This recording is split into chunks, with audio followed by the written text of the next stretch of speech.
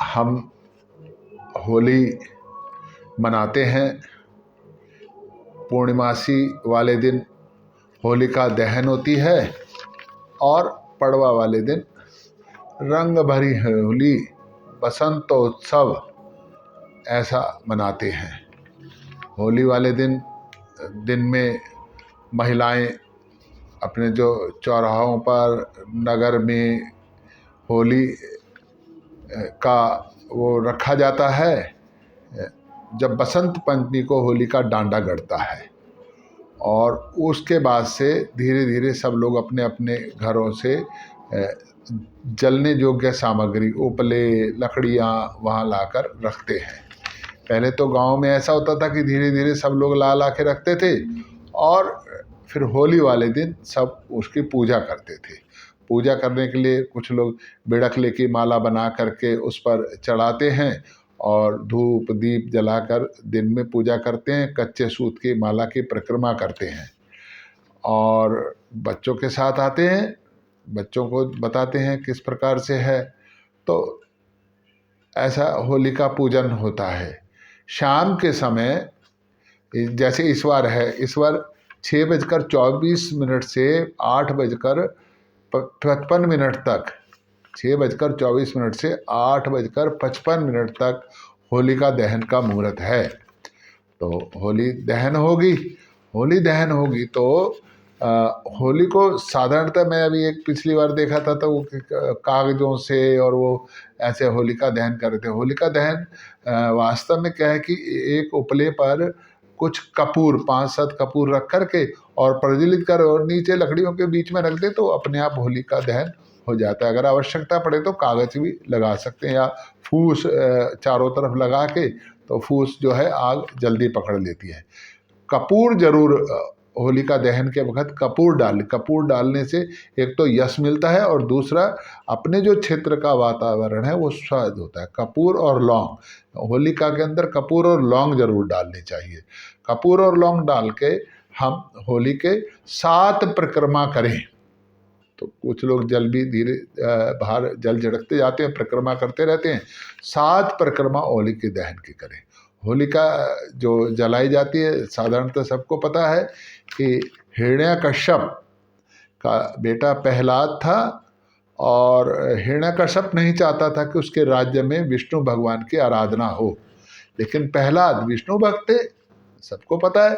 और विष्णु के हरि श्री हरि हरि हरि हरि ऐसे करके जाप किया करते थे। हरि नाम पढ़ने के लिए भेजा, वहाँ भी हरि नाम। गुरु जी ने समझाया नहीं, तुम्हारे पिताजी नहीं चाहते कि विष्णु की आराधना हो हमारे राज्य में, लेकिन प्रहलाद विष्णु भक्त थे और अनेकों प्रकार की पिताजी ने समझाया, यातनाएं दी कि तुम जो है विष्णु का नाम मेरे राज्य में ना जपें। लेकिन प्रहलाद तो विष्णु भक्त थे, उनको तो विष्णु भक्त का रंग चढ़ा हुआ था। वो तो हर वक्त भगवान विष्णु का जाप करते रहते, हरि हरि हरि हरि करके करते रहते थे।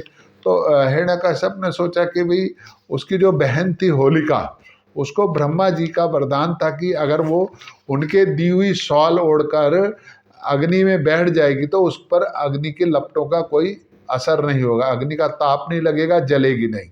तो हिरण्यकश्यप ने तय करा कि जो होलिका है वो शाल उड़कर और प्रहलाद को शाल से बाहर गोदी में लेकर के बैठ जाएगी और अग्नि बाहर से जला देंगे। तो ऐसा करके रखा और होलिका प्रहलाद को ले गई, लेकिन वो शाल उससे ऊपर से प्रहलाद पर आ गई और भगवान विष्णु के आशीर्वाद से प्रहलाद बच गए और होलिका जल गई। तभी से होलिका दहन करते हैं। होलिका दहन करने और उसके 7 चक्कर काटते हैं। तो होलिका दहन में भाग लेने से घर में सुख समृद्धि शांति की स्थापना होती है। और कहते हैं ना ऊपरी हवा, तो ऊपरी हवा भी नहीं आती। कुछ लोग दूसरे दिन जो होलिका की राख होती है, बिड़कलों की राख, वो बिड़कलों की राख भी घर लेकर आते हैं।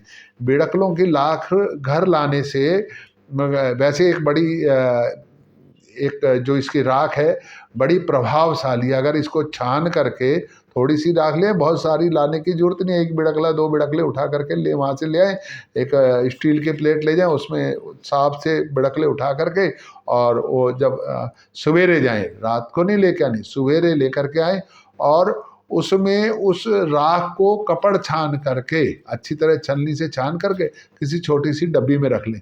अगर किसी को ऐसे कई बार ऐसा लगता है ना कि कोई ऊपरी छाया का असर है, तो अगर उसको खाली टीका मात्र भी लगा देंगे तो उसका प्रभाव कम हो जाएगा। और अगर कहीं मुकदमे में कहीं किसी प्रकार के जा रहे हैं और उस बिड़कले की राख को टीका लगा करके, रोली के टीके में मिला के वो टीका लगा लिया, तो उसका बड़ा एक चमत्कारिक प्रभाव दिखता है। दूसरे दिन रंग भरी होली है, उत्साह से रंग खेलें। और आज के दिन जो दुश्मन होते हैं वो भी दोस्त हो जाते हैं और सबको मिल करके भाईचारे के साथ बड़ों के आशीर्वाद लेकर होली को पूरी उत्साह और उमंग के साथ मनाएं। कुछ लोग बहुत गलत करते हैं, होली वाले दिन नशा करते हैं। होली वाले दिन नशा नहीं करना चाहिए। देखो, दिवाली की रात को और होली के दिन में नशा निषेध है शास्त्रों में। अगर जिसने भी इस प्रकार का कृत्य किया तो माता लक्ष्मी उनसे नाराज हो जाती है। तो होली की रात को और दिवाली के दिन में, होली के दिन में और दिवाली की रात को नशा नहीं करना चाहिए। और साधारणतः पता नहीं कहाँ से ये चलन चल गया कि होली वाले दिन भांग पीनी है जी। कहीं किसी शास्त्र में ऐसा नहीं लिखा हुआ। मैं फिर कह रहा हूँ, किसी भी शास्त्र में नहीं लिखा हुआ कि होली के दिन भांग पीनी चाहिए। और हम जो शंकर भगवान का नाम लेके भांग पी लेते हैं ना, तो ये ध्यान रखना चाहिए, पूरे शिव पुराण में कहीं इसका उल्लेख नहीं है कि शंकर भगवान वैसे ही जैसे आप लोग पीते हैं भांग पीते थे। शंकर भगवान ने बस एक बार भांग पी है, जब उन्होंने विष पिया था। और जब विष पिया और विष का वो गले में जलन होने लगी, जब कंठ में उन्होंने रोक लिया था विष को, तो उस जलन को कम करने के लिए उस वक़्त सिर्फ भांग पी थी। हर वक्त भांग पी थी, ये पिया था। भांग उनको प्रिय इसलिए रही क्योंकि उस भांग का जो असर था, वो विष का असर वो भांग ने कम कर दिया था। लेकिन रोज भांग पीते थे ऐसा कुछ नहीं है। हम जो ये चलन चल गया कि जी शंकर भगवान के नाम पर भोले बाबा हर करके भांग पी लेते हैं, ऐसा कुछ नहीं है। अपने होली का और मस्ती का नशा तो अपना अलग ही है, उमंग है, आनंद है।